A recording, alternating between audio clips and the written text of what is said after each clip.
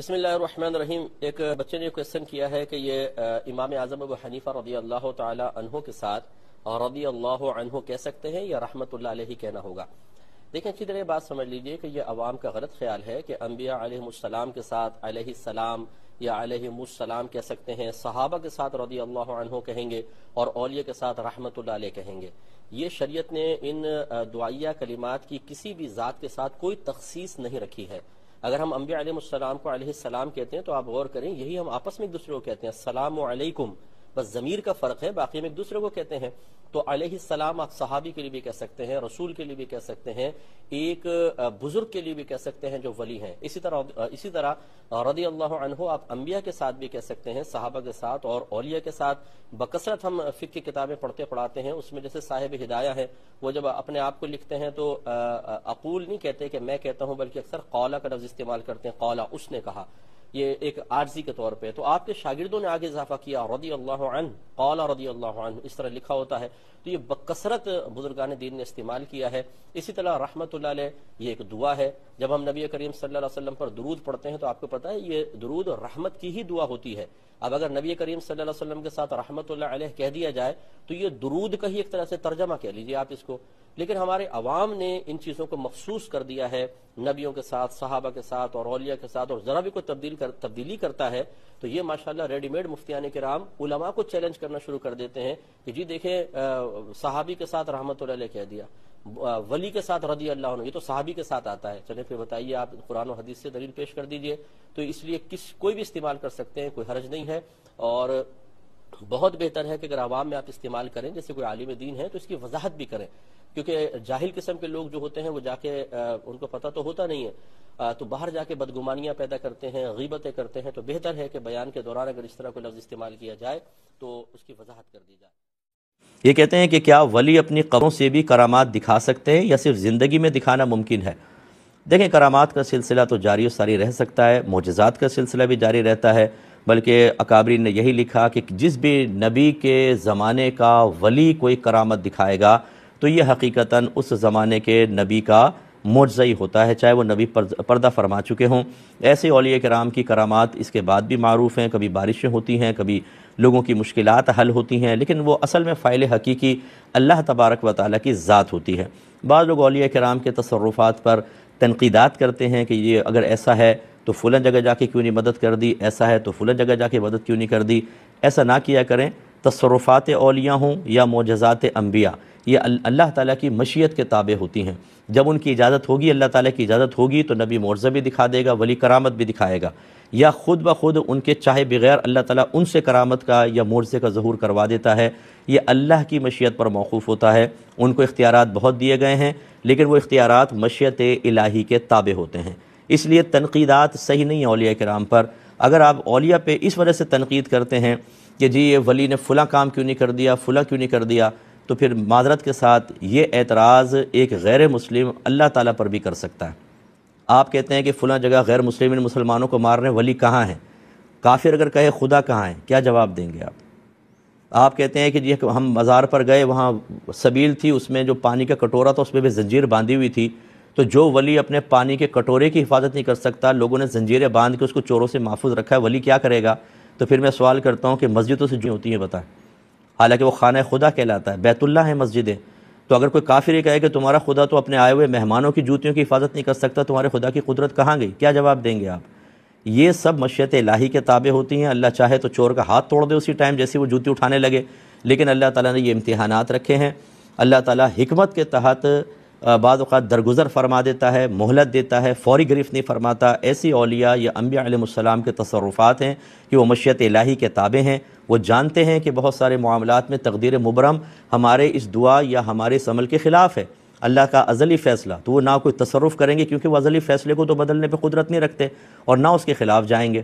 اسی لیے علماء نے فرمایا کہ اگر انبیاء علیہ السلام عدم توجہی کی بنا پر اللہ تعالیٰ کی کسی تقدیر مبرم، یعنی وہ جو ازلی فیصلہ اس کے خلاف دعا کرنے لگیں، تو اللہ تعالیٰ ان کو دعا سے روک دیتا ہے کہ آپ اس کے متعلق دعا نہ کریں، اس کا فیصلہ پہلے ہو چکا ہے اس کے خلاف، وہ تبدیل نہیں ہوتا۔ تو لہٰذا یہ غلط فہمیاں پیدا کرنا تاکہ اولیاء کرام کی عزتیں دل سے نکل جائیں، لوگ ان کے بارے میں بدگمان ہو جائیں، یہ اچھی چیز نہیں ہوتی ہے۔ بس یہ اصول یاد رکھیے گا، جو آپ ولیوں پہ اعتراض کرتے ہیں، جو آپ صحابہ پہ اعتراض کر رہے ہیں، جو اہل بیت اطہار پہ کر رہے ہیں، جو انبیاء علیہ السلام پہ کر رہے ہیں، یہ تمام اعتراضات ذات باری تعالیٰ پر بھی ہو سکتے ہیں، یہ اچھی طرح یاد رکھیں۔ تو پھر جو اس کا جواب ہوگا وہ اس کا جواب ہوگا۔ اللہ تعالیٰ خود مختار ہے، لیکن حکمت کے تحت بہت سی چیزوں سے اعراض فرماتا ہے، درگزر فرماتا ہے، مہلت دیتا ہے، ڈھیل دیتا ہے، یہ اس کی کمزوری کی علامت نہیں ہے۔ ایسے ہی انبیاء علیہ السلام یا اولیاء اعظام اپنے تصرفات کو روک لیتے ہیں، اس لیے کہ مشیت الہی اس کے خلاف ہوتی ہے۔ اللہ کرے کہ ہماری بات سمجھ میں آ جائے اور آپ اپنی آخرت کی بربادی کا سامان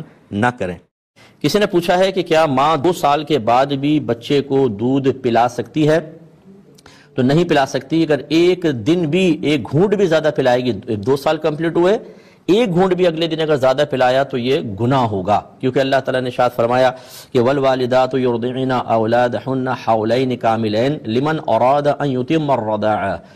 کہ یہ والدہ مائیں جو ہیں اپنی اولاد کو 2 کامل سال تک دودھ پلائیں۔ یہ اس شخص کے لیے حکم ہے جو دودھ پلانے کی مدت کو پورا کرنے کا ارادہ رکھتا ہو، یعنی اگر پورا کرنے کا ارادہ ہے تو 2 سال تک دودھ پلا سکتے ہیں بس، اور اگر ارادہ پورا کرنے کا نہیں ہے، جیسے بعض لوگ 1 سال میں 1.25 سال میں دودھ چھڑوا دیتے ہیں، تو اس کی اجازت ہے۔ لیکن اس کی جو آخری نہایہ بیان کی گئی ہے، غایت بیان کی گئی ہے، انتہا بیان کی گئی ہے، وہ 2 سال ہیں۔ اس کے بعد کوئی ماں اپنے بچے کو دودھ نہیں پلا سکتی ہے۔ بعض بہنیں کہتی ہیں جی چھوڑتا ہی نہیں ہے، کیا کرے؟ تو یہ آپ پہ فرض ہے، جیسی 2 سال سے پہلے یعنی 1 مہینہ 2 مہینے پہلے اس کو چھڑوائیں، کسی بھی طریقے سے دوسری غذا پہ لگائیں، یہ آپ پہ لازم ہے۔ ایک کالر ہمارے ساتھ ہیں، السلام علیکم۔ یہ کہتی ہیں کہ لڑکی نے غیر مسلم سے شادی کر لی، اس کو مسلمان کر کے۔ دیکھیں اگر مسلمان کیا ہے، باقاعدہ وہ لڑکے نے کلمہ پڑھا ہے، تو بہرحال وہ مسلمان ہے، اور اس بچی کو کہ اس سے شادی دیکھیں مسلمان ماننا تو اس کو واجب تھا فوری طور پر جیسے کلمہ پڑھے گا، لیکن شادی کا اسٹیپ فوراً اٹھانا یہ بالکل ٹھیک نہیں تھا۔ اس کی وجہ یہ ہے کہ کلمہ جب کوئی ہمارے سامنے پڑھتا ہے تو ہمیں اسے مسلمان ماننا واجب تو ہے، لیکن اب مزید اس کے ساتھ معاملات کرنے کے لیے دیکھا جائے گا کہ اس نے سابقہ عقائد باطلہ سے توبہ بھی کی ہے کہ نہیں کی ہے۔ اب جیسے حضرت اسامہ رضی اللہ تعالیٰ عنہ کہتے ہیں کہ کافر ان کے سامنے تھا، مقابلہ ہو رہا تھا، وہ گر گیا، آپ نے تلوار نکالی، اس نے کلمہ پڑھ لیا، آپ نے اس کو مار دیا۔ جب نبی کریم صلی اللہ علیہ وسلم کے پاس یہ بات پہنچی تو آپ نے فرمایا اسامہ اس نے جب کلمہ پڑھ لیا تھا تم نے اس کو کیوں مارا؟ تو عرض کیا رسول اللہ اس نے تو میرے تلوار کے خوف کی وجہ سے کلمہ پڑھا۔ تو سرکار نے فرمایا کیا آپ نے اس کا دل چیر کر دیکھا تھا؟ اس کا مطلب یہ ہے کہ ہمیں اس کو مسلمان تو مان لینا ہوگا، لیکن فرض کر لیں ایک غیر مسلم ہے، وہ کلمہ پڑھتا ہے آپ کے سامنے، لیکن کہتا ہے میں بتوں کی عبادت کو جائز کہتا رہوں گا اور فلاں فلاں کو بھی اپنا بھگوان وغیرہ مانتا رہوں گا، بتائیے وہ کہاں سے مسلمان ہوگا؟ اگر صرف کلمہ پڑھتا تو ہم کہتے ہیں ہاں یہ مسلمان ہے، ہم اس کو مسلمانوں والا معاملہ کرتے، لیکن ابھی مکمل طور پہ اطمینان حاصل کرنے کے لیے کچھ کراس کویسچننگ کی ضرورت تھی کہ کیا آپ نے عقائد باطلہ سے توبہ کی ہے؟ کیا بتائیں یہ بات ٹھیک ہے، یہ ٹھیک ہے، یہ ٹھیک ہے آپ کے نزدیک؟ اور وہ تمام غلط باتیں ہوں تو اس کو کہنا ہوگا کہ نہیں میں ان سب سے بیزار ہوں، یہ تمام غلط، تب آپ اگلا اسٹیپ اٹھا کے اس سے شادی کریں۔ اب مسئلہ یہ ہوتا ہے بڑی معذرت کے ساتھ جو خصوصاً باہر کے لوگ ہمیں سن رہے ہیں کہ آپ لوگوں نے وہاں کی آسائش، وہاں کے آرام، وہاں کی سہولتوں کو تو دیکھا، یہ نہیں سوچا، پوری پلاننگ نہیں کی کہ وہاں جا کے بچے کس طرح سرکش ہو سکتے ہیں، انہیں قانونی پروٹیکشن کیسے مل سکتی ہے، وہاں کس طریقے سے اسکول والے خود ان بچوں کو شروع سے ان کو برین واش کرتے ہیں کہ تمہارے ساتھ کچھ بھی ہو فوراً آ کے بتاؤ، تمہارے والدین کو تم پر اس طرح کا کوئی حق حاصل نہیں کہ تمہیں سختی کریں، انہیں پہلی بچوں کو ایک طرح سے بغاوت کا ایک راستہ دکھا دیا جاتا ہے۔ یہ سب چیزیں ہمیں معلوم نہیں ہوتی، وہاں پہنچ جائیں گے آرام سے آسائش سے رہ رہے ہیں بچے، ان اسکولوں میں پڑھ رہے ہیں، اس کے بعد ان کی تھنکنگ چینج ہو جاتی ہے، اور پھر میں نے اتنے میرے پاس کیسز ہیں میں آپ کو بتا نہیں سکتا ہوں کہ ماں باپ اب رو رہے ہیں۔ اب یاد رکھیے ایسے جتنے ماں باپ ہیں جنہوں نے توجہ نہیں کی انہیں میدان محشر میں کھڑا کیا جائے گا اور آپ کی اولاد آپ سے حساب کتاب لے گی۔ ناراض مت ہوئیے گا لیکن یہ ہوگا آپ کے ساتھ، یہ میں اس لیے آپ کو اوپنلی کہہ رہا ہوں کہ یہ باتیں عموماً آپ کے قریبی مسجد والے امام تو نہیں کریں گے، بیچارے وہ خوفزدہ ہوتے ہیں کہ لوگ ہمارے اوپر اٹیک کر دیں گے، وہ ان کو فریڈم آف اسپیچ حاصل نہیں ہے، باقی آپ سب کو حاصل ہے، یہ خطرناک چیز ہے۔ تو اب اس بچی نے کلمہ تو پڑھوا لیا، اس نے سوچا شاید ابھی کامل مسلمان ہو گیا، بھائی کلمہ پڑھنے سے وہ صرف ایک مسلمان ظاہری اعتبار سے ہوا ہے، گویا کہ اگر وہ کلمہ پڑھتے ہی مر جاتا پھر ہم مسلمان مانتے، اور باقی کیونکہ اس کے باقی عقائد کے بارے میں اور سوچ اور فکر کے بارے میں تو ہم نے جانا ہی نہیں، تو اس کو غسل دیتے، کفن دیتے، نماز جنازہ ہوتی مسلمان کی قبرستان میں دفن کرتے، لیکن اب وہ بچی بھی اس قابل نہیں ہوگی کہ وہ اس کا امتحان لے سکے، اتنا تو اس کو پتہ چل گیا جی کلمہ پڑھوانا ہے، مسلمان کرنا ہے اور پھر اپنا ذاتی مقصد پورا کر لینا ہے۔ اب یہ سوچیے ایسا باپ اپنے بچوں کا اچھا باپ بن سکتا ہے؟ وہ اپنے جب ددیال جائے گا اور اس کے بچے جائیں گے تو وہ وہاں پر ان دیگر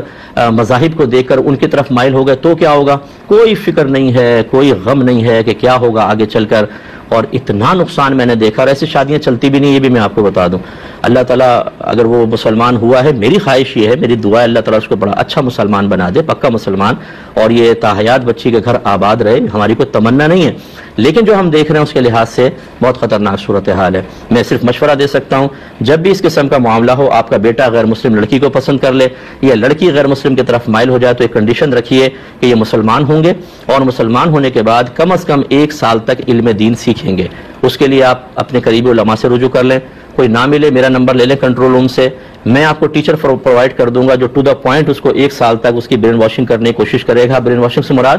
اس کے ذہن سے عقائد باطلہ نکالے گا اور اس کو مذہب سکھائے گا۔ اس کے بعد شادی کا اسٹیپ اٹھائیں، ورنہ تباہی آپ کا مقدر ہوگی، اور آخرت میں آپ کا کوئی عذر نہیں چلے گا اللہ تعالیٰ کی بارگاہ میں کہ جی ہمیں معلوم نہیں تھا تو سیکھا کیوں نہیں۔ ایسی کسی نے کہا یہ سوئم کی فاتحہ میں کوئی املی کے بیجوں پہ، ہمارے چیئے کہتے ہیں اس کو یہاں پر، املی کے بیجوں پر اور کوئی چنے کے اوپر کلمہ وغیرہ پڑھ رہا ہوتا ہے، پھر وہ بیج تو رکھ دیے جاتے ہیں اور چنے تقسیم کر دیے جاتے ہیں، دونوں طریقے ٹھیک ہیں یا غلط ہیں؟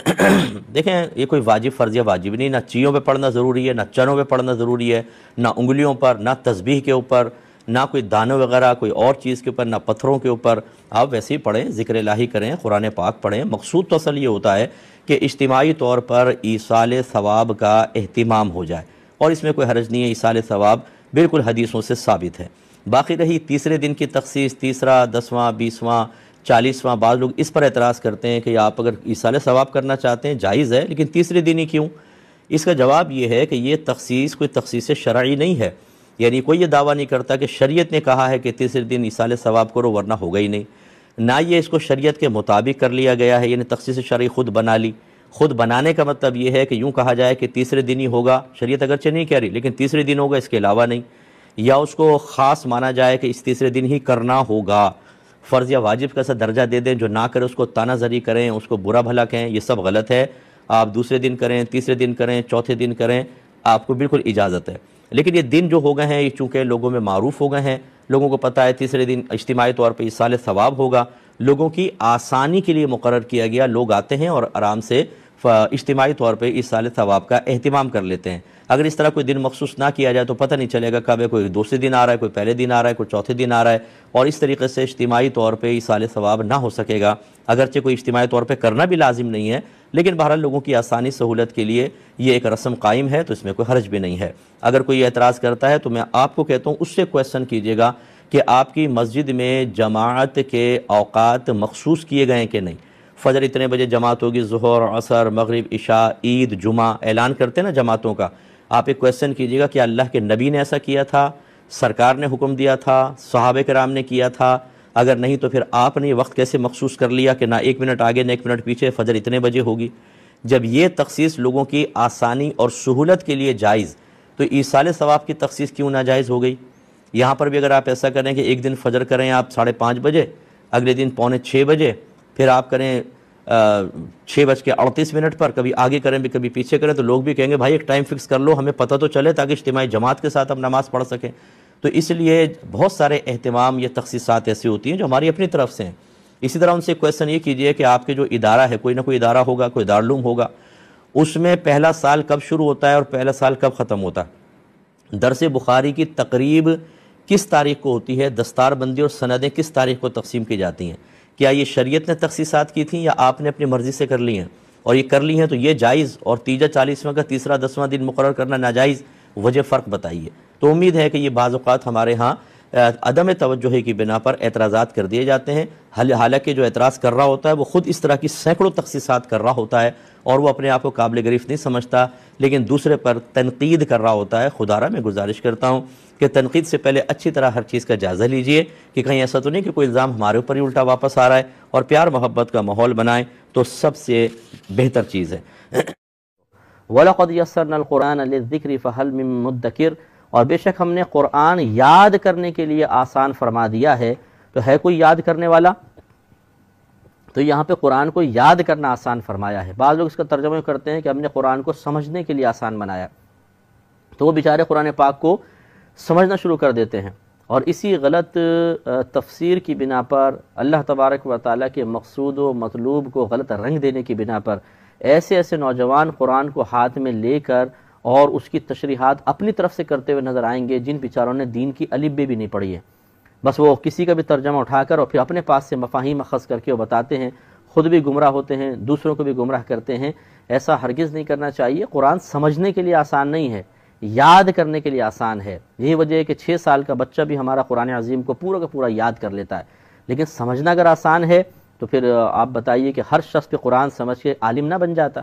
ہر شخص ایک بہت بڑا عالم دین ہوتا، جو قرآن پڑھتے جاتے اس کو سمجھتے جاتے۔ جب سمجھنا آسان رکھا ہے اللہ نے تو ہر گھر میں ایک عالم ہوتا، قرآن کا عالم جو قرآن کے تمام علوم کو جانتا ہوتا، لیکن ایسا نہیں ہے۔ لہٰذا معلوم یہ ہوا کہ اس کے ظاہری مفہوم کو اس طرح بیان کرنا کہ جو قرآن کو سمجھنے کے لیے آسان بنایا گیا ہے، لہٰذا ہم خود بھی اپنی محنت سے اس کو سمجھ سکتے ہیں، ایسا نہیں ہے۔ اگر کوئی اس کا دعوے دار ہے تو وہ غلطی پر ہے، اسے خود غور و تفکر کرنا چاہیے۔ ہمیں تو اکثر یہ عرض کرتا ہوں، ایک صاحب سے ہماری ملاقات ہوئی،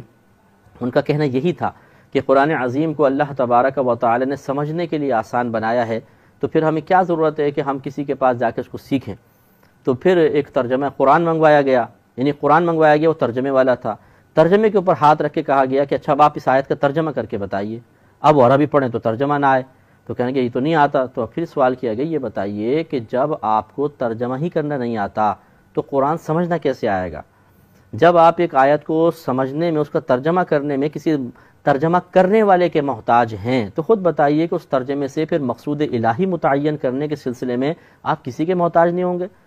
عربی کا ترجمہ کرنا آسان ہے یا اس ترجمے سے مطلوب الہی، مقصود الہی یا اللہ تبارک و تعالی جن معانی کا قصد فرما رہا ہے ان معانی کو نکالنا آسان ہے؟ تو جو آسان ترین کام ہے وہ تو آپ کر نہیں رہے، اور جو مشکل ترین ہے اس کا آپ دعویٰ کر رہے ہیں کہ میں کر سکتا ہوں۔ سب سے بڑی بات یہ ہے کہ ترجمہ قرآن آپ کے سامنے، بتائیے ٹھیک ہے یا غلط، آپ کے پاس کیا گارنٹی ہے؟ جبکہ آپ کو عربی آتی نہیں، آپ تو مجبور ہیں اس بات پر کہ اس بات کو تسلیم کرنے پر کہ جو ترجمہ ہے بالکل ٹھیک ہی ہوگا، کیونکہ آپ کے اندر تو صلاحیت ہی نہیں کہ آپ عربی کا ترجمہ کر سکیں۔ تو جس کے اندر یہ صلاحیت ہی نہیں ہے کہ وہ عربی کا ترجمہ نکلا ہوا جو اردو میں لکھا ہے، انگلش میں لکھا ہے، اس کے درست یا غلط ہونے کو جانچ سکے، تو خود بتائیے کہ اس سے پھر مفاہیم کو اخذ کرنا، مقصود الہی کو متعین کرنا اور اتنا بڑا دعویٰ کرنا کہ اس آیت میں اللہ تعالیٰ یہ کہنا چاہ رہا ہے، یہ بہت ہی خطرناک چیز ہے، اس سے بچنا چاہیے۔ پھر اس پہ ایک اور دلیل جو بہت ہی قوی دلیل ہے، اس پہ توجہ کریں۔ یہ بتائیے کہ کیا صحابہ کرام علیہم الرضوان نبی کریم صلی اللہ علیہ وسلم سے یہ قرآن سیکھنے جاتے تھے یا نہیں جاتے تھے؟ اٹھا کے دیکھیے آپ سیاہ ستہ، اس میں کتب کے اندر آپ ایک چیپٹر دیکھیں گے کتاب التفسیر کے نام سے، اس میں وہ آیات جمع کی گئی ہیں، وہ حدیثیں جمع کی گئی ہیں جس میں نبی کریم صلی اللہ علیہ وسلم نے کسی آیت کی تفسیر کو بیان کیا ہے۔ اس طرح ہی ہوتا تھا، صحابہ آ کے سوال کرتے تھے، نبی کریم اس کی تفسیر بیان کرتے تھے۔ تو آپ خود بتائیے کہ جب صحابہ کرام جو اہل اللسان تھے، عربی اللسان تھے، نبی کریم صلی اللہ علیہ وسلم کے صحبت یافتہ تھے، ان پر اللہ تبارک و تعالیٰ کی خصوصی رحمت برکتیں نازل ہو رہی تھیں، وہ تو قرآن سمجھنے میں نبی کریم کے پاس جانے کے محتاج ہوئے،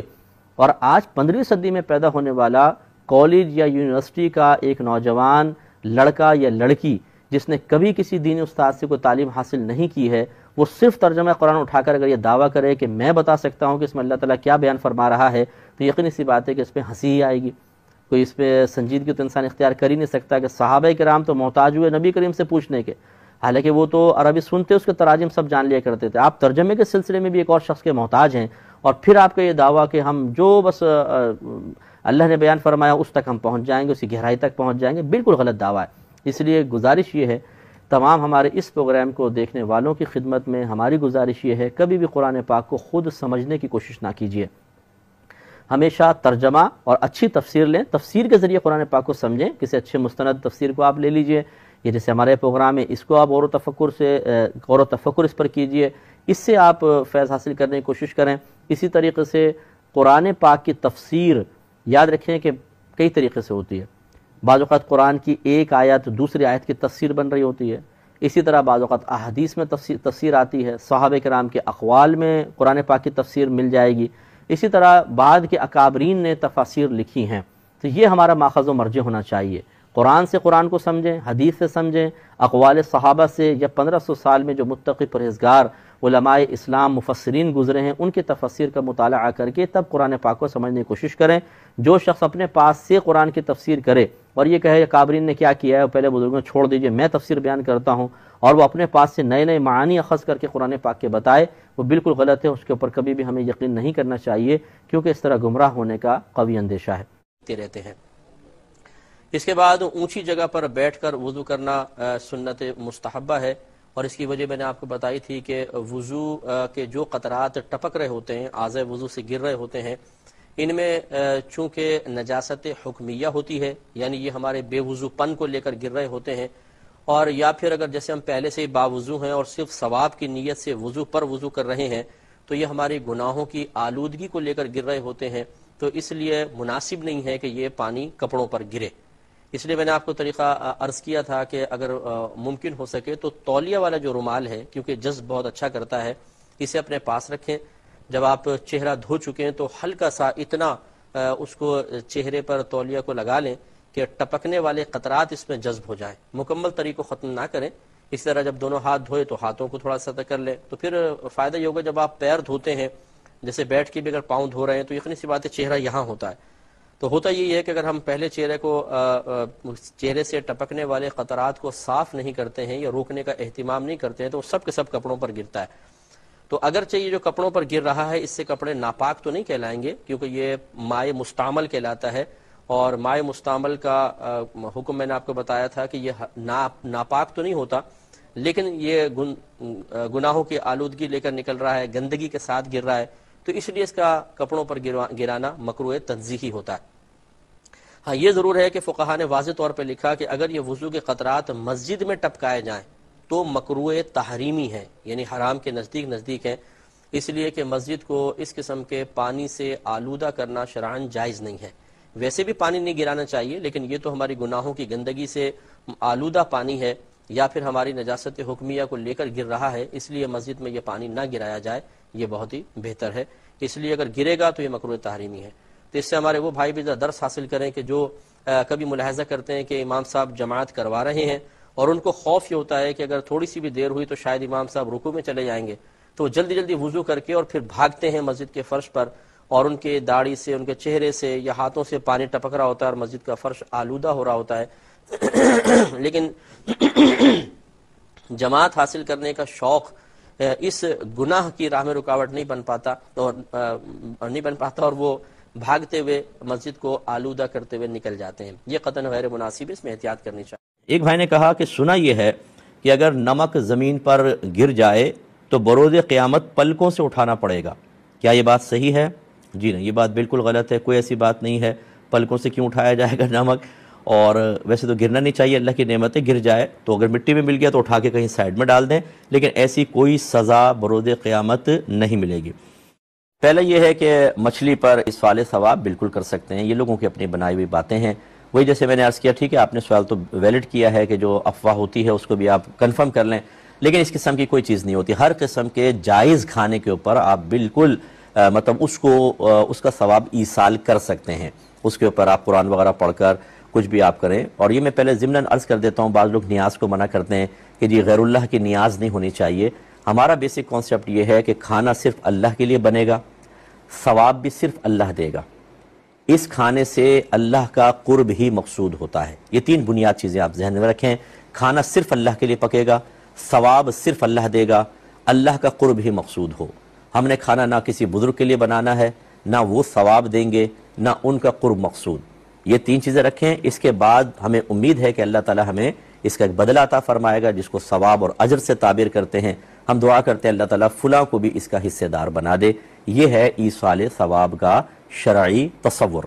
ٹھیک ہے؟ تو اس میں کوئی بری چیز نہیں ہے۔ اچھا، اب وہ کھانا سامنے کیوں رکھتے ہیں؟ کیونکہ نبی کریم صلی اللہ علیہ وسلم نے جو کھانا بڑھانے کے معجزات دکھائے، اکثر اس میں آپ نے کھانا سامنے رکھا۔ بعض اوقات آپ کا اس کھانے پہ دست اقدس رکھنا بھی ثابت ہے، اور بعض اوقات کچھ ہاتھ وغیرہ نہیں رکھا، لیکن صحابہ کہتے ہیں کہ جو اللہ نے چاہا آپ نے پڑھا اور پھر آپ نے فرمایا کھانا کھاؤ، تو اس میں اللہ نے بڑی برکتیں عطا فرمائی۔ اس سنت کی ادائیگی کے قصد و ارادے کے ساتھ، اس مشابہت کو قائم رکھنے کے ساتھ، حالانکہ ہم معجزہ نہیں دکھا رہے لیکن کھانا سامنے رکھا، قرآن پاک پڑھا، تو اللہ کی رحمت سے امید ہے کہ اس مشابہت سے اللہ تبارک و تعالی ہمارے کھانے میں برکت عطا فرمائے گا۔ اس لیے یہ اس طرح معاملات کیے جاتے ہیں، ہر چیز کو اچھی طرح سمجھ کے پھر اس کو اختیار کریں، اور جو آپ اختیار کر رہے ہیں اس کی دلیل آپ کو پتہ ہو، اس کی کامل معرفت آپ کو آنی چاہیے، اس پر وارد ہونے والے اعتراضات کے جوابات سیکھنے کا بھی آپ شعور حاصل کریں، تاکہ آپ بالکل قلبی اطمینان کے ساتھ معاملات کریں، اور کوئی آپ پر اعتراض کرے تو آپ اس کو اچھا جواب دے سکیں۔ یہ نہیں کہ یہ جواب نہیں ہوتا کہ جی ہم نے تو اپنے ماں باپ کو کرتے ہوئے دیکھا ہے، ہم تو کرتے رہیں گے، ہم کسی کی نہیں سنیں گے، کچھ بھی کہتے رہو. یہ طریقہ کار نہیں ہوتا. یہ اگر خدا نہ خواستہ آپ کی اگلی نسلوں میں کسی نے کوئی غلط بات اختیار کر لی اور وہ یہ کہے کہ بس میں تو کسی کی نہیں سنتا، میں تو اسی کو اختیار کروں گا، تو کیا آپ اس کو صحیح کہیں گے؟ اور پچھلی قوم انبیاء علیہم السلام کی دعوت کے جواب میں یہی کہتے رہے تھے کہ ہم تو اس پر رہیں گے جس پر ہم نے اپنے آباء و اجداد کو پایا. اس لیے بڑوں کے طریقے کو اختیار کرنا یہ منع نہیں ہوتا اگر جائز اور صحیح طریقہ ہے، لیکن کیا واقعی وہ بڑوں کا طریقہ ہے اور کیا واقعی ہم نے اس میں کوئی ایڈنگ کر کے جائز کے ساتھ کچھ ناجائز نہیں ملا لیا ہے؟ اس کی تصدیق اس وقت ہوگی جب آپ اپنے طریقہ کار کو، اپنے نظریات کو، اپنے عقائد کو، اپنے معمولات کو کسی مستند مفتی صاحب کے سامنے پیش کر کے ان سے رائے لے لیں، ان سے تائید حاصل کر لیں. وہ کہیں کہ بالکل 100% صحیح ہے، ٹھیک ہے. اگر وہ کہیں یہ اتنا حصہ غلط ہو گیا ہے، یہ صحیح ہے، ٹھیک ہے، اس نظریے کو یوں کر لیجئے تو صحیح ہے، یوں کرو گے تو غلط ہے، تو صحیح کر لیں، پھر اس کے بعد آپ کو اجازت ہوگی. تو یہ مچھلی والا مسئلہ جس نے کہا غلط کہا، ایک حاجت نہیں ہے. ایک بھائی نے کہا کہ مجھے امامہ پہننے کا کافی شوق ہے، لیکن جب میں پہن کر محلے میں نکلتا ہوں تو لوگ مجھے حیرت بھری نگاہوں سے دیکھتے ہیں.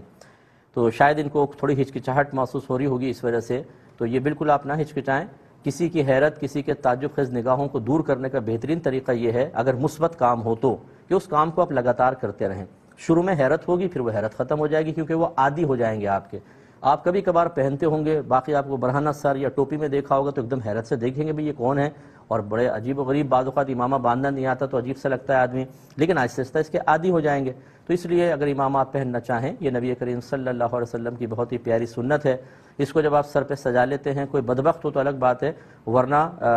نیک بختی بہت حاصل ہوتی ہے کہ اللہ کی رحمت بھی نازل ہوتی ہے اور انسان بہت سی چیزوں سے بچ جاتا ہے، بہت سے گناہوں سے بچ جاتا ہے. تو اگر آپ پہن سکتے ہو ضرور پہنیے، اور شرم و جھجک اس میں نہ کریں. اچھے کام میں کبھی شرم جھجک نہ کریں. لوگ چست پینٹیں پہنتے ہیں جس میں ان کے تمام جسمانی اعضاء ظاہر ہو رہے ہوتے ہیں، ادھورے لباس پہن رہے ہوتے ہیں،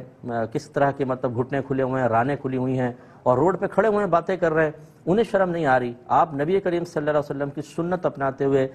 محو شرم اور محو حیرت ہوں، محو شرمندگی ہوں، ایسا نہ کریں. پہنیں، کوئی مسئلہ نہیں ہے. یہ بھائی نے فرمایا کہ ہم 3 پسند کی شادی، صحیح، تو کیا آپ لوگ اس کو انکریج کرتے ہیں کہ بھائی اگر ایک لڑکا یا لڑکی سن بلوغت تک یا ایسے تک پہنچ چکے ہیں جو اپنا فیصلہ کر سکتے ہیں اور زندگی انہوں نے گزارنی ہے، تو ان کو یہ اختیار دینا چاہیے اور ماں باپ کو سمجھنا چاہیے؟ یا آپ کی رائے ہے کہ نہیں، بچوں کو سمجھنا چاہیے کیونکہ ماں باپ ہمیشہ اچھا ہی سوچتے ہیں اور اس لیے ان کی رائے کو فوقیت دینی چاہیے؟ بالکل کرتا ہوں. بس اس میں عرض کرتا ہوں کہ ہماری فقہ حنفی کی روشنی میں جب لڑکی عاقلہ بالغہ ہو، ہاں، جب لڑکی کے لیے حکومت اور لڑکے کے لیے بدرجہ اولا ہوگا تو صحیح، والدین یا ولی کو ولایت اجبار حاصل نہیں ہے. ولایت مینز اختیار، اجبار مینز جبر کرنا. آپ مسلط نہیں کر سکتے. ان بچوں کو پیار محبت سے سمجھا سکتے ہیں، دلائل کی روشنی میں ان کے نقصان اور فائدے کو سمجھا سکتے ہیں، لیکن ولایت اجبار حاصل نہیں ہے. ایک بات تو یہ ضروری ہے. دوسری بات یہ ہے کہ اگر بچے کسی چیز کو لائک کر رہے ہیں اور آپ اس میں نقصان کا پہلو دیکھتے ہیں تو آپ پیار محبت سے سمجھائیں، اور اگر وہ صحیح جگہ پر اپنی رائے ظاہر کر رہے ہیں تو پھر اس کو انا کا مسئلہ نہ بنائیں. ایک کنیز کو نبی کریم صلی اللہ علیہ وسلم کی خدمت میں پیش کیا گیا، یا رسول اللہ ہم اس کا نکاح ایک فلاں شخص کے ساتھ کرنا چاہتے ہیں جو بڑا اچھا مالدار ہے اور یہ کسی اور سے محبت رکھتی ہے جو غریب ہے. تو میرے آقا صلی اللہ علیہ وسلم نے جواب ارشاد فرمایا کہ ہم نے 2 محبت کرنے والوں میں نکاح سے بہتر کوئی چیز نہیں پائی ہے. یہ کون کہہ رہے ہیں؟ ہمارے نبی ارشاد فرما رہے ہیں صلی اللہ علیہ وسلم. ہمارا دین بالکل فطرت کے عین مطابق ہے. ہمارا دین تسلط اور جبر کی تعلیم نہیں دیتا، لیکن اس کے ساتھ ساتھ ہم بچوں کو یہ سمجھاتے ہیں. بعض اوقات ہم اپنی جذباتیت میں سامنے والے کی پرتکلف گفتگو اور پرتکلف اس کے لائف سٹائل اور ہمارے اس کے رویے سے ہم متاثر ہو کر کہتے ہیں یہ ہمیشہ ایسے ہی ہوگا، لیکن یہ نہیں پتا کہ سامنے جو ابھی غصہ ضبط کر رہا ہے، جو ابھی آپ کو مطلب آئس کریمیں کھلا رہا ہے، یہ بڑا کنجوس بھی ہے اور غسیلہ بھی ہے. یہ بعد میں پتہ چلتا ہے جب شادی کے بعد ہوتا ہے. اسی لیے پھر میں تو اکثر یہ کیسز ہمارے پاس آتے رہتے ہیں، 3 مہینے میں طلاقیں ہوتی ہیں. وہ وجہ وہی ہوتی ہے کہ بس وہ ظاہر کو دیکھا، چند چیزوں کو دیکھ کر اس کی مکمل شخصیت کا اندازہ کر کے نا تجربہ کاری کی بنا پر اپنے والدین کے تجربے کو چیلنج دیتے ہوئے شادی کی اور نقصان ہوا. تو جانبین سے حضرت نے فرمایا نا اعتدال ہونا چاہیے. ماں باپ بھی نرم رویہ رکھیں، بچوں کو بھی ماں باپ کا ادب اور ان کی پسند ناپسند کو کچھ نہ کچھ ملحوظ رکھنا چاہیے. پھر درمیان راستہ انشاءاللہ بہت اچھا. بڑی بیلنسڈ اوپینین دی ہے، زبردست زبردست. ایک اور موضوع کی طرف 2 سوالات ہیں. جی فرمائیے. پہلا سوال یہ ہے کہ پرائز بانڈ کے بارے میں پوچھنا چاہتا ہوں کہ کیا یہ اسلامی طور پہ جائز ہے یا نہیں؟ ٹھیک ہے. اور دوسرا سوال، پرائز بانڈ بالکل جائز ہے، کیونکہ اس میں ایک تو جوئے کا معنی نہیں ہے. یہ جوئے کا مفہوم اس وقت ہوتا ہے کہ اگر آپ کا انعام نکل آیا ٹھیک نہیں نکلا تو آپ کا پرائز بانڈ ضائع ہو گیا تو جوا متحقق ہوتا. اس میں ایسا نہیں ہے. اچھا اس میں سود کا مفہوم بھی نہیں ہے. سود کے اندر ضروری ہوتا ہے کہ جب آپ مالی معاملہ کریں تو اس میں اصل ایسڈ سے کچھ زائد مشروط کر لیں کہ یہ ضرور دینا ہوگا. یہاں پر ایسا بھی نہیں ہے. انعام کا ایک ترغیب ہے، نکلا یا نہیں نکلا نہیں نکلا، اس لیے ہم اس کے لیے حکم جوازی رکھتے ہیں. اگرچہ بعض علماء کی رائے یہ ہے کہ اگر ایک دو کا نہیں نکلا تو کسی نہ کسی کا تو ضرور نکلا ہوگا. وہ اس وجہ سے وہ کہتے ہیں کہ اجتماعی طور پہ اگر دیکھا جائے تو مشروطی نظر آتا ہے. ٹھیک ہے، ان کی اپنی ذاتی رائے، ان کا بھی احترام کرتے ہیں، لیکن ہم اس کے جواز کے حکم دیتے ہیں. اور صرف میں عوام سے گزارش کرتا ہوں، پہلی بات تو یہ کہ قرآن کو صرف ترجمے کے ساتھ کبھی نہ پڑھیں، تفسیر ساتھ ہونی چاہیے.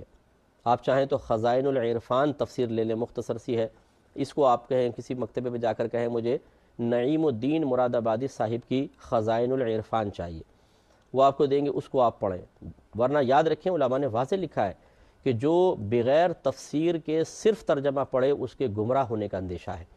وجہ اس کی یہ ہے کہ ترجمے سے مکمل مقصود الہی سامنے نہیں آتا، وہ تفسیر سے پتہ چلتا ہے. ایسے ہی حدیث کبھی شرح کے بغیر نہ پڑھیں. بعض اوقات ہم سیاہ ستہ کے سیٹ لے کے گھر میں رکھ لیتے ہیں جو صرف ترجمہ ہوتا ہے. اب اسے کھول کے بیٹھ جاتے ہیں، حدیث پڑھتے ہیں، ترجمہ پڑھتے ہیں. اب یہ بھی پتہ نہیں کہ ترجمہ صحیح کیا ہے کہ نہیں کیا، کیونکہ ہمیں تو پتہ ہی نہیں کہ عربک میں کیا لکھا ہوا ہے. ہم اس کو سمجھتے ہیں بالکل 100% صحیح لکھا ہوگا. رائٹر پہ اتنا اعتماد، اندھا اعتماد کر لیتے ہیں، اور پھر وہ حدیثیں پڑھ کر ہم علماء کو چیلنج کرنا شروع کر دیتے ہیں اور سوچتے ہیں کہ یہ علماء تو بس ایسے ہی ہیں، اور اصل تو دیکھو یہ لکھا ہے. کہ میں اپنے بھائیوں بہنوں سے گزارش کرتا ہوں کہ آپ قرآن پڑھیں، میں تو خود اس کی ترغیب دیتا ہوں، حدیثیں بھی پڑھیں، میں خود اس میں بڑا زور دیتا ہوں، لیکن خدا را بغیر تفسیر اور شرح کے نہ پڑھیں.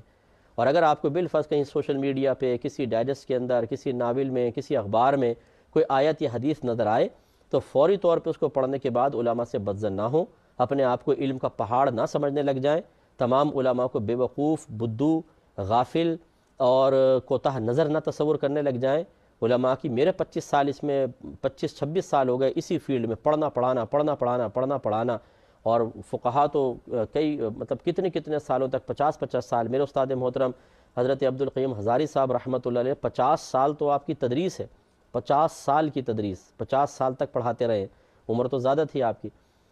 تو خلاصہ کلام یہ ہے کہ آپ خود سوچئے، اس طریقے سے فوراً ایک حدیث پڑھ کر علماء کو یہ سمجھنا کہ ان سے غفلت ہوئی ہے اور ہم صحیح جگہ تک پہنچ گئے، یہ مناسب نہیں ہوتا ہے. میں نے آپ کو سمجھایا تھا کہ علماء جب کوئی ایک موضوع پر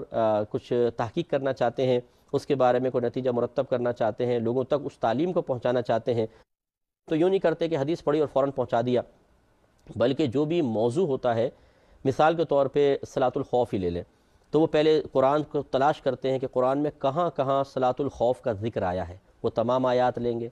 پھر حدیثیں دیکھیں گے کون سی کتاب میں کہاں کہاں ذکر ہے، ساری حدیثیں جمع کریں گے، چاہے وہ 150 ہوں، 300 ہوں، 400 ہوں، 500 ہوں، 1000 ہوں، سب کو جمع کیا جائے گا. پھر صحابہ کرام علیہم رضوان کے اقوال جمع کیے جائیں گے. اگر کسی روایت میں ان کا کوئی عمل اس موضوع سے متعلق ہوگا، وہ تمام روایات لی جائیں گی. اب ان سب کو سامنے رکھ کر پھر وہ نتیجہ مرتب کرتے ہیں. اور یہ آج کے اعتبار سے کہہ رہا ہوں، یہ جو لوگ فقہ پہ تان کرتے ہیں کہ یہ فقہ تو کہیں سے ثابت نہیں ہے اور اس طرح کرتے ہیں، ذرا وہ پہلے والے بزرگوں کی محنت کا اندازہ کریں کہ آج تو حدیثوں کی کتابیں مرتب کر دی گئی ہیں، باب باندھ دیے گئے ہیں، فہرستیں بنا دی گئی ہیں، ایسے سافٹ ویئرز آ گئے ہیں جیسے شاملہ وغیرہ کہ اس میں 36 ہزار کتابیں ہیں کہ آپ ایک لفظ لکھیں اور تمام حدیث کی کتابیں جو اس میں فیڈ ہیں ان سب کے اندر وہ عبارت سامنے نکل آئے گی، آپ کو پتہ چل جائے گا یہ حدیث کہاں کہاں آئی ہے. اسی طرح ایک حدیث اگر آپ ڈھونڈ لیتے ہیں تو یہ دیگر حدیث کی کتابوں میں یہ حدیث کہاں کہاں آئی ہے، بس ایک بٹن آپ کو دبانا ہے اور چند سیکنڈ کے اندر وہ سافٹ ویئر آپ کو بتا دے گا کہ اسی طرح کی حدیث کتنی کتابوں میں کس مقام پر آئی ہے. اتنی آسانی. اس کے باوجود میں آپ کو چیلنج کرتا ہوں ذرا ساری حدیثیں جمع کر کے ان سے کوئی نتیجہ نکال کے تو بتائیں. ایک حدیث سے تو آپ نتیجہ نکال لیتے ہیں، لیکن جب سب سامنے ہوں گی تو آپ کا سر چکرا جائے گا، کیونکہ اتنا تعارض اور ٹکراؤ بظاہر محسوس ہوگا، جیسے یہاں پر بھی میں انشاءاللہ آپ کو ذکر کروں گا کہ آپ کو چکر آ جائیں گے. اور اب ذرا وہ لوگ جو تانہ زنی کرتے ہیں یا آپ یہ سوچتے ہیں کہ علماء متقدمین جو پہلے گزرے پتہ نہیں انہوں نے کیا کیا، انہوں نے بھائی بہت بڑا کمال کیا، کیونکہ اس زمانے میں اس طرح کتابیں مرتب شدہ نہیں تھیں، اس طرح کے سافٹ ویئرز نہیں تھے. جیسے امام اعظم رضی اللہ تعالیٰ عنہ ہیں جنہوں نے قرآن اور حدیث سے مسائل اخذ کرنے کے سب سے پہلے اصول وضع فرمائے. تو اس وقت تو ایسی حدیثوں کی کتابیں تھیں نہیں، وہ حافظوں میں محفوظ تھیں حدیثیں، یا پھر محدثین اپنے مخصوص شاگردوں کو سامنے بٹھا کر حدیث املا کروایا کرتے تھے، باقاعدہ کتابی شکلوں کے اندر تو موجود نہیں تھی. اب آپ سوچئے ذرا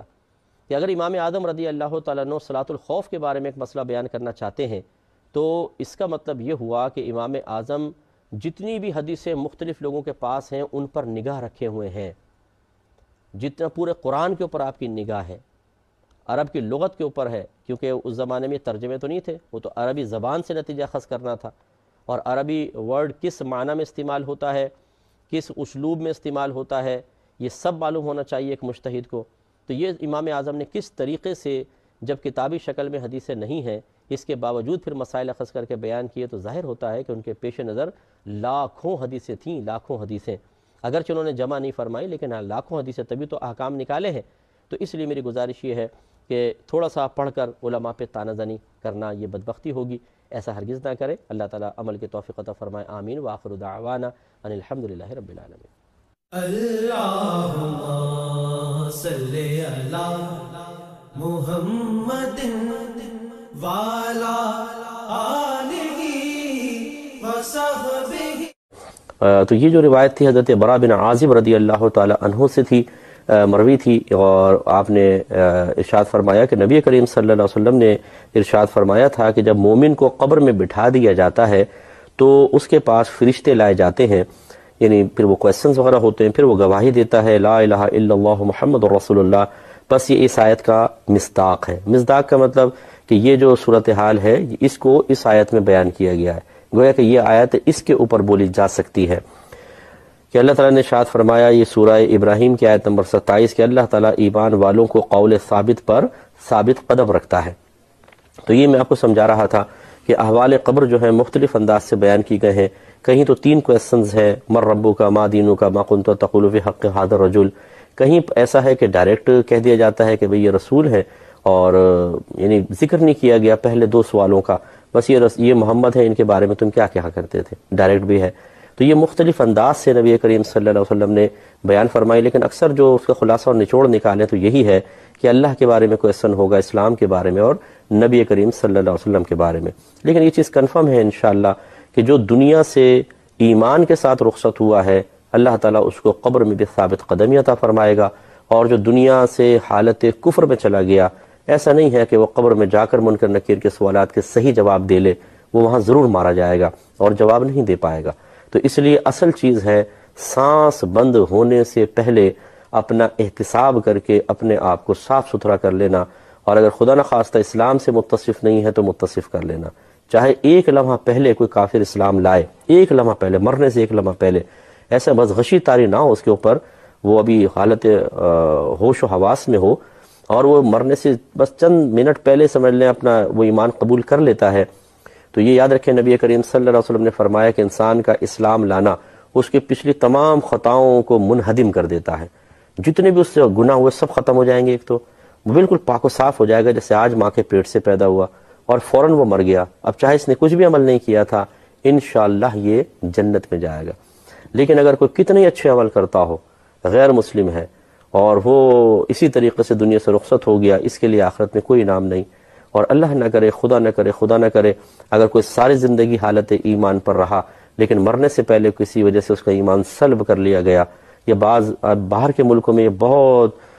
خطرناک صورتحال ہو رہی ہے کہ لوگ مذہب بدل رہے ہیں، غیر مسلمین سے نکاح کر رہے ہیں، مسلمان لڑکے غیر مسلم لڑکیوں سے، مسلمان لڑکیاں غیر مسلم لڑکوں سے نکاح کر رہے ہیں، اور بعض اوقات تو وہ کہتے ہیں ہم اسلام کی پابندی مانتے ہی نہیں ہیں، کوئی بس کسی مذہب کی پابندی نہیں ہونی چاہیے، ایسے رہو۔ تو وہ پھر گویا کہ معاذ اللہ اسلام کا انکار کرنے کی وجہ سے مرتد ہو جاتے ہیں۔ پیدا تو ہوئے تھے مسلمان گھرانے میں، اللہ تعالیٰ نے مسلمان بنایا تھا، اپنے حبیب کی امت میں پیدا فرمایا تھا، اگر اس پر قائم رہتے، کوئی نیک عمل کچھ بھی نہ کر پاتے، ان کے لیے اتنا ہی کافی تھا کہ یہ مسلمان ہیں، نبی کریم کی امت میں ہیں۔ اگر خدا نخواستہ اپنے اعمال کی وجہ سے جہنم میں بھی جاتے تو اللہ تعالیٰ کے کرم اور نبی کریم صلی اللہ علیہ وسلم کی شفاعت کے صدقے میں ایک نہ ایک دن ضرور باہر آ جاتے۔ لیکن جب یہ صورتحال ہو جائے کہ کوئی اسلام سے بیزار ہو کے اسی کا انکار کر دے اور مادی اشیاء کی محبت اسے اسلام سے دور کر دے، اب اس کے لیے کوئی ٹھکانہ نہیں ہے۔ اس میں زیادہ تر قصوروار وہ ماں باپ ہیں کہ جو اپنی آسائشوں اور اپنی خواہشات کی تکمیل کے لیے بچوں کے فیوچر کی پرفیکٹ پلاننگ نہیں کرتے ہیں اور ایسی جگہوں پر جا کر رہنا شروع کر دیتے ہیں۔ میں رہنے کو منع نہیں کر رہا ہوں، پرفیکٹ پلاننگ نہ ہونے کو کہہ رہا ہوں، یہ قابل گرفت چیز ہے۔ وہاں کیا ہونے والا ہے، باہر کے ملکوں میں جو جا کر ویزے لے کر وہاں پر رہنا شروع کر دیتے ہیں، کیا کچھ ہوگا، ہمارے بچوں کے ساتھ کیا کچھ ہو سکتا ہے، اور جو نقصانات متوقع ہیں ان سے بچنے کی کیا تدابیر ہیں، ان پر انسان بالکل غور نہ کرے، بس اس کو تو جیسے جنت کا پروانہ مل جائے، ویزا مل جائے یو کے کا، یو ایس کا، اٹلی کا، جرمنی کا، کینیڈا کا، وہاں پہنچ جائیں، پھر دیکھ لیں گے کیا کرنا ہے کیا نہیں کرنا۔ اب وہاں پہنچ جاتے ہیں، جو یہاں پہ رہنے والے ہیں ایشیائی ملکوں میں، وہ ان کو بڑی فخر کی نگاہوں سے دیکھتے ہیں، رشک بھری نگاہوں سے دیکھتے ہیں، اچھا آپ امریکہ میں رہتے ہیں، اچھا آپ یو کے میں رہتے ہیں،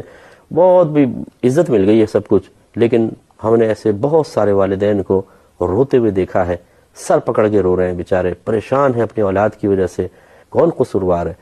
یقیناً وہ ماں باپ قصوروار ہیں جنہوں نے کوئی پلاننگ نہیں کی، پہلے وہاں پہنچنے کی جلدی مچائی، پہنچ گئے، اور پھر وہاں کے ماحول میں اب ایڈجسٹ ہونے کے چکر میں کہ ہم ایک لائف اپنی بنا لیں، مکان بنا لیں، اپنے بچوں کی صحیح تربیت نہ کر سکے، شوہر بھی جاب کر رہا ہے، بیوی بھی جاب کر رہی ہے، اولاد پہ صحیح توجہ نہیں ہے، دین نہ خود سیکھا نہ اولاد کو سکھایا، نتیجہ پھر سامنے ہے،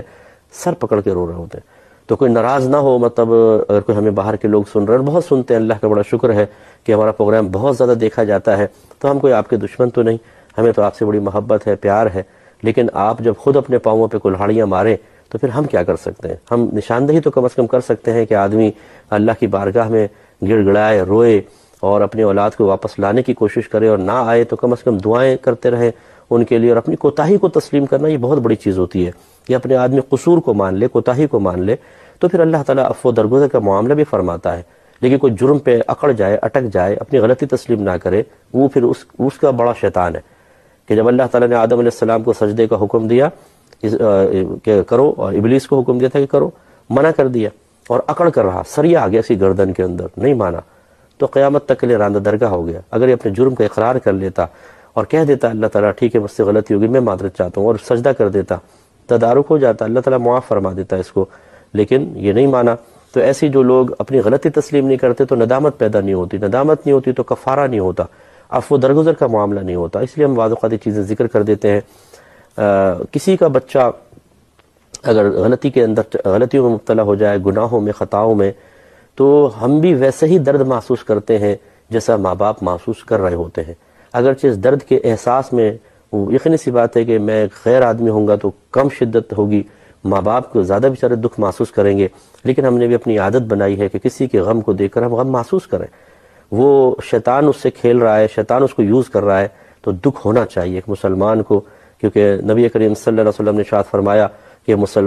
مسلمان کے لیے یا اس کے ساتھ ایک عمارت کی مانند ہے کہ اس کا ایک حصہ دوسرے کو مضبوط کرتا ہے، اور سرکار نے اس طرح انگلی ڈال کے یوں اس طرح فرمایا۔ تو اس لیے اب اگر ہمارا ایک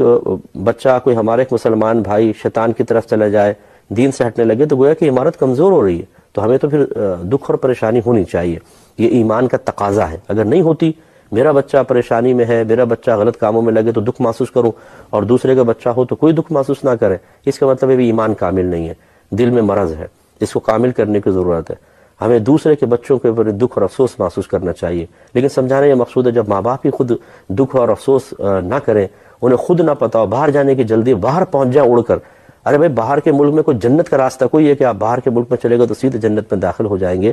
باہر جانے کے بعد بھی یہاں سے کہیں زیادہ مشقتیں ہیں، وقتی تھوڑے سے آرام، اور وہی لوگوں میں واہ واہ ہو جاتی جی اچھا وہاں رہتے ہیں وہاں رہتے ہیں، اتنا ہی ہے، باقی حساب کتاب زیادہ سختی کے ساتھ ہونے کے امکانات بڑھ جاتے ہیں، کیونکہ جو جتنی آسائشوں میں رہتا ہے اتنے ہی زیادہ اس کا حساب و کتاب ہے۔ تو بہرحال اللہ تعالیٰ رحم فرمائے۔ ہم یہ سمجھا رہے تھے کہ اگر کوئی ساری زندگی ایمان پر چلتا رہا لیکن موت کے وقت اس کا ایمان سلب ہو گیا تو تباہ ہو گیا، بس وہ پھر وہ آخرت میں یعنی قبر میں جا کر سوالات کے جوابات نہیں دے سکتا، حالانکہ پوری زندگی اسلام کے ساتھ رہا تھا۔ اصل تو انما الاعمال بالخواتیم، سرکار نے ارشاد فرمایا کہ اعمالوں کا دار و مدار خاتموں کے ساتھ ہے، خاتمہ اچھا ہے یعنی ایمان پر ہے، زندگی بھر کے سارے اعمال اللہ کی بارگاہ میں قبول کیے جاتے ہیں، یعنی ان کی اہمیت ہوتی ہے، ان پہ اگر اللہ قبول فرما لے تو آخرت میں انعام کا ترتب ہوگا، اور اگر اللہ نہ کرے آخری وقت میں ایمان سلب ہو جاتا ہے، خاتمہ بالخیر نہ ہوا، سارے اعمال برباد، مرتد کے سارے اعمال ضائع ہو جاتے ہیں۔ اللہ تعالیٰ رحم فرمائے ہم سب پر، مجھ پر بھی، آپ پر بھی، اور ہمیں دین پر استقامت عطا فرمائے۔ تو یہ جو ہمارے بعض مسلمان بھائی ہوتے ہیں جو بہت ہی جاہل قسم کے، اور خصوصاً یہ خواتین جو اپنے ایمان کی تباہی کے لیے دنیا حاصل ہو جائے ان کو، ان کے نفس کی خواہش پوری ہو جائے، سوکن مر جائے، ساس قابو میں آ جائے، شوہر قابو میں آ جائے، یعنی ان چھوٹی چھوٹی خواہشات کے لیے اپنے ایمان کو داؤ پہ لگانے والی بیوقوف عورتیں یہ ان کے پاس پہنچ جاتی ہیں اور اپنے آپ کو تباہ کر دی ہیں۔ ایسی بعض جو جاہلوں نے یہ میرے خیال میں عاملوں نے ہی مشہور کیا اس طرح کے جادوگروں نے کہ جی جادو کی کارڈ جادو سے ہو سکتی ہے، روحانی علم سے نہیں ہو سکتی۔ یعنی اس سے بڑی کوئی جہالت ہو سکتی ہے؟ روحانی علم اللہ کا عطا کردہ ہے، اس پہ اللہ تعالیٰ کی رحمت ہے، لعنت نہیں، جبکہ جادو ٹونے کے معاملات پر ان منتروں پہ اللہ کی لعنت ہے، یہ اللہ کی رحمت سے دور ہیں۔ اب خود سوچئے کہ جو اللہ تعالیٰ کے پسندیدہ کلمات ہیں ان پر یہ ناپاک اور منحوس کلمات غالب آ سکتے ہیں، تو یہ ہمارے مسلمانوں کے ایمان کی کمزوری ہے۔ اور اس میں سب سے بڑے جو قصوروار ہیں وہ گھر کے وہ سرپرست ہیں جنہیں صرف کھانے پینے، سونے، شادی بیاہ، گھر کی ڈیکوریشن، رشتہ داریاں نبھانے، اس کے علاوہ کچھ اور سیکھنے سکھانے کا کوئی فرصت نہیں ہے، کوئی شعور حاصل نہیں ہے۔ وہ اپنے گھر والوں کو جاہل رکھتے ہیں، جاہل مطلق، اور پھر ان کے اندر اسی طرح کی یہ چیزیں پیدا ہوتی ہیں کہ دنیاوی دوڑ اور مقابلے کے لیے اپنے ایمان کو داؤ پہ لگا دو۔ سب سے بڑے قصوروار اس طرح کے جاہل گھر کے سرپرست ہیں۔ برا نہیں مانیے گا، اگر کوئی برا کسی کو کوئی لفظ سخت محسوس ہو تو نظر انداز کر دیا کریں، لیکن یہ حقیقت ہے۔ ہمیں چاہیے کہ علم حاصل کریں، شعور بیدار کریں۔ گھر کا سرپرست صاحب علم ہو اور باشعور ہو تو اس کی اولاد، اس کے گھر والے بھی اچھے ہوشیار رہیں گے، اور اگر یہ خود بدھو قسم کا ہے اور جاہل ہے تو گھر والے سے بڑھ کر جہالت کا اظہار کریں گے۔ اس لیے اچھے طریقے سے یاد رکھیں کہ روحانی علم ہر قسم کے باطل کی کاٹ کے لیے کافی ہے اور بہترین ہے۔ اب یہ جو مقولہ ذہن میں گردش کر گیا کہ جی کالے علم کی کاٹ کالی سے ہی ہو سکتی ہے، سفلی کی سفلی کے ذریعے ہو سکتی ہے، اس کو بنیاد بنا کر جب کوئی اس غلط چیز کی طرف بڑھتا ہے، نتیجہ نکلتا ہے کہ وہ جو کرنے والا ہے وہ تو خیر پہلے ہی مطلب دائرہ اسلام سے خارج ہوتا ہے، لیکن جو کروانے والا ہوتا ہے، جو پہلے سے مسلمان تھا لیکن جب کہتا ہے کہ تم کر دو، یہ منتر پڑھ دو، اور اس کو صحیح بھی سمجھتا ہے، تو پھر یہ بھی ہلاکت میں مبتلا ہو جاتا ہے۔ ایسے کتنے لوگ ہمارے، کیونکہ میں ایز اے مفتی ورک کر رہا ہوں تو بہت سارے لوگ ہم سے اپنے مسائل شیئر کرتے ہیں، تو یقین کیجئے کہ کتنے لوگ اسی طریقے سے ان غلط جگہوں پر جا کر تباہ ہو چکے ہیں۔ اچھا پھر ہوتا کچھ بھی نہیں ہے، یہ سمجھتے ہیں کہ شاید ہمیں فائدہ حاصل ہو جائے گا۔ وہی بات ہے کہ قرآن یا حدیث پڑھا ہوتا، اگر اللہ تعالیٰ تبارک و تعالیٰ نہ چاہے تو کچھ بھی نہیں ہو سکتا، تو لہٰذا یہ جا کر اپنا ایمان بھی تباہ کرتے ہیں، پیسے بھی تباہ کرتے ہیں، اور کتنی عورتوں کی عزتیں بھی ختم ہو جاتی ہیں، اور بن گئی معصوم مظلومہ بیٹھ کر کے جی میں تو وہاں گئی تھی اور ایسا ہو گیا ویسا ہو گیا۔ کس نے کہا تھا آپ کو وہاں پر جانے کے لیے؟ ان چھوٹی چھوٹی نفسانی خواہشات کو پورا کرنے کے لیے، اور دنیا کے دوڑ میں آگے نکلنے کے لیے، اور دوسرے کو نیچا دکھانے کے لیے، اسے اپنے پاؤں تلے کچلنے کے لیے آپ نے غلط راستے اختیار کیا اور خود تباہی کے دہانے تک پہنچ گئی۔ تو اس لیے کتنے لوگ پھر ایسے ہوتے ہیں جو اپنے مسائل ذکر کرتے ہیں کہ ہم تو گئے تھے، پیسہ بھی دیا، عزت بھی برباد ہوئی، وقت بھی برباد ہوا، ایمان بھی خطرے میں پڑا، اور نتیجہ کچھ بھی نہیں نکلا۔ چنانچہ گزارش یہ ہے تمام بہنوں بھائیوں سے کہ اس طرح کبھی بھی کوئی گھر میں مشکل آتی ہے، پریشانی آتی ہے، اور کوئی آپ کو یہ کہہ دیتا ہے کہ جی آپ پہ جادو ہوا ہے، ٹونا ہوا ہے، فرض کر لیں کسی نے کہہ دیا اور آپ نے اس کو یقین بھی کر لیا، تو صرف روحانی علاج کروائیں۔ قطعی طور پر کسی بھی اس طرح کے شخص کی طرف نہ جائیں جو بڑے بڑے دعوے کر رہا ہو، کیونکہ جب آپ ان کے پاس پہنچیں گے تو ایسا کہیں گے جیسے معاذ اللہ ثم معاذ اللہ ان پر کوئی وحی نازل ہوئی ہو، خدا نہ کرے، معاذ اللہ ثم معاذ اللہ کہہ رہا ہوں کہ بالکل پختہ یقین کے ساتھ بے فکر رہیں، 100% آپ کا نتیجہ نکلے گا، کس کو مارنا ہے، کس کا گھر تباہ کرنا ہے، کس کا چہرہ بگاڑنا ہے، کون پھوٹی کوڑی کو محتاج ہو جائے، اسے آسمان سے گویا کہ زمین پہ گرانا ہے، ہمیں بتائیں 100% کریں گے، اتنا پیسہ دے دیں آپ۔ سامنے والے کو یقین سا حاصل ہو جاتا ہے کہ شاید منزل بڑی قریب ہے، لیکن یہ پتہ نہیں کہ وہ منزل تو قریب بظاہر ہے لیکن وہ جنت نہیں ہے، وہ دنیا کی نعمتیں نہیں ہیں، وہ آسائشیں نہیں ہیں، مصیبتوں سے چھٹکارا نہیں ہے، بلکہ جہنم ہے، پریشانیاں ہیں، آفات ہیں، ہلاکتیں ہیں، ملامت ضمیر ہے، ذلت ہے، رسوائی ہے، کیونکہ میں نے دیکھا ایسے لوگ ذلیل ہو جاتے ہیں، رسوا ہو جاتے ہیں۔ تو اس لیے ایسا کوئی بھی اگر ہمیں سن رہا ہے کہ ایسے بھی شاید کوئی کیس ہو کہ کسی کے پاس ایسا منہ کالا کیا، اس کے پاس پہنچ گئے، خراب کام کیا اور کسی کا گھر تباہ کر دیا، کچھ کیا، کامیابی مل گئی بظاہر، تو یہ سمجھ لیں آپ کی کامیابی نہیں ہے، یہ آپ کی ناکامی ہے، تباہی ہے، بہت بڑی تباہی ہے میدان محشر میں۔ ہو سکتا ہے کہ آپ کا ایمان ضائع ہو چکا ہو، آپ کو بظاہر دنیا کا فائدہ نظر آ رہا ہے لیکن ایمان تباہ ہو چکا ہو، اور ایمان بچ بھی گیا تو گناہ کبیرہ کے مرتکب تو ہیں، اور میدان محشر میں جب آپ نے جو ظلم کسی کے اوپر کیا ہے، اس کی پریشانی سے، اس کے صدمات سے، اس کے غموں سے، اس کے چہرے پہ پھیلی ہوئی اداسی سے جو آپ نے خوشی چھیننے کی کوشش کی اور خوشی حاصل کرنے کی کوشش کی ہے، یہ لڈو جو ہے نا یہ بہت خطرناک ہے، ان میں زہر ملا ہوا ہے۔ یہ آپ کھا تو گئے ہیں، منہ کا ذائقہ تو بہت اچھا ہو گیا اور مزیدار بھی تھے، لیکن جب ان کا زہر پھیلے گا نا، یہ پھیلے گا حقیقتاً دنیا میں بھی پھیل جاتا ہے کہ خود ایسے لوگوں کا گھر تباہ ہو جاتا ہے، برباد ہو جاتا ہے، کسی کی بچیوں کو طلاقیں کرواتے ہیں، خود ان کی ساری بچیوں کو طلاقیں ہو جاتی ہیں، کسی کے کاروبار کو تباہ کرتے ہیں، ان کا اپنا کاروبار، ان کے بچوں کے کاروبار تباہ ہو جاتے ہیں۔ اور اگر ایسا نہ ہو، اللہ تعالیٰ زیادہ ہی ان کی گرفت فرمانا چاہے، غضبناک ہو ان کے اوپر، تو پھر ایسا ہوتا ہے ڈھیل دیتا ہے، مہلت دیتا ہے، پھر یہ لڈو پھوٹیں گے، جو ان کا زہر پھیلے گا وہ موت کے وقت ہوگا، شدید قسم کی تکلیف، ایسی اذیتناک موت کہ اگر اللہ نہ کرے ایمان برباد ہوگا نا تو چہرہ اتنا بھیانک ہو جائے گا کہ جو دیکھے گا وہ کہے گا لا حول ولا قوت، بڑا خطرناک قسم کا چہرہ، گندا چہرہ جو کہتے ہیں، اور بدن سے سڑاند اٹھے گی، بدبو نکلے گی، غسل دینے والوں کو عذاب پڑ جائے گا، اور پھر جب جیسے تیسے کر کے قبر میں ڈالیں گے تو جو عذابات قبر ہیں وہ تو اللہ ہی بہتر جانتا ہے، بہت ہی سخت قسم کے ہیں، اور ہزارہ برس قبر میں، اس کے بعد پھر میدان محشر میں اٹھیں گے تو مجرمین کے ساتھ، گندے لوگوں کے ساتھ، خراب لوگوں کے ساتھ، وہ مجرمین کی فہرست میں کھڑے ہوں گے، ان کے فہرست میں ان کا نام ہوگا اور ان کی لائن میں کھڑے ہوں گے، ان کے ساتھ کھڑے ہوں گے، اور مظلوم فخر سے آئے گا، صاف ستھرے لباس میں اچھے انداز سے آئے گا، اور اپنے جو ظلم تھا، جو اس نے بیچارے نے تکلیفیں سہی تھی، اس کا بدلہ مانگے گا، اگر کوئی نیکی تھوڑی بہت ہوئی تو وہ نکال کر اس شخص کے نام اعمال میں ڈالی جائے گی، اور نیکیاں نہیں ہوں گی تو اس کی ساری برائیاں نکال کر آپ کے خدا نخواستہ نام اعمال میں ڈالی جائیں گی، یہ جنت میں جائے گا، اور آپ جنہوں نے بڑی شرارتیں کی تھیں، بڑے جادو ٹونے کر کے ہاتھوں پہ ہاتھ مارے تھے، مٹھائیاں تقسیم کی تھیں اور کلکاریاں ماری تھیں، لوٹ پوٹ ہو گئے تھے زمین پر، اب ان تمام خوشیوں کا انجام بھگتنے کا وقت آئے گا، اور پھر ذلت اور رسوائی کے ساتھ جہنم میں ڈال دیا جائے گا۔ یہ یاد رکھیں کہ دنیا میں اس طریقے سے جھوٹی سفارش، رشوتیں اور خراب کام کر کے ہم نکل سکتے ہیں، لیکن میدان محشر، دا ڈے آف ججمنٹ، اللہ تعالیٰ کی بارگاہ میں ایسا کچھ بھی نہیں ہو سکتا، مجرم پکڑا جائے گا، وہاں کوئی ناجائز سفارش نہیں ہوگی، وہاں پیسہ نہیں چلے گا، وہاں پر آپ کوئی غلط کام کر کے نکل نہیں سکتے، بس پھنس گئے تو پھنس گئے، اسی لیے دنیا میں حساب کتاب کر جائیں، یہ سب سے بہتر ہے۔ تو جو یہ جادو ٹونوں کے چکروں میں پڑتے ہیں، میرے گزارش ہے ایسے بھائیوں سے بھی، بہنوں سے بھی اپنے آپ کو بچائیں، اور ہرگز کسی کے جھوٹے دعووں اور ان میٹھی میٹھی اور چیکنی چپڑی باتوں میں نہ آئیں،